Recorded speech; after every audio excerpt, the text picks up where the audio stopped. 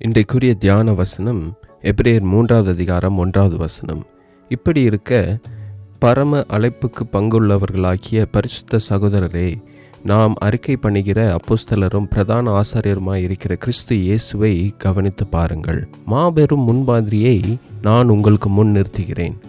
நாம் சந்திப்பது போலவே கிறிஸ்துவும் சாத்தானின் சோதனைகளை உண்மையாகவே சந்தித்து எதிர்த்தார்.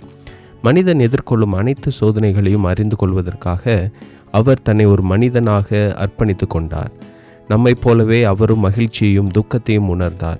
அவரது உடலும் சோர்வடையக்கூடியதாக இருந்தது. அவரது மனமும் அலைக்கழிக்கப்படக்கூடியதாக இருந்தது. நம் கஷ்டங்கள் அவருக்கும் இருந்தது. சாத்தான் அவரை சோதிக்க முடியும். அவருக்கு தொல்லை கொடுக்கப்பட்டது. ஆளும் அதிகாரம் அவரது உடலை சித்திரவதை செய்ய முடிந்தது. அவரை சிலுவையில் அறைய முடிந்தது. துன்பங்களின் வழியாக நமது இரட்சிப்பின் அதிபதியானார். குறை கூறாமல், பொறுமை இழக்காமல், நம்பிக்கையோடு இருந்ததால் நம்மை காட்டிலும் அவரால் இந்த உலகத்தின் பாரங்களை சிறப்பாக சுமக்க முடிந்தது. எந்த ஒரு இக்கட்டான நேரத்திலும் இயேசு உங்களை கவனிக்காமல் விட்டுவிட மாட்டார்.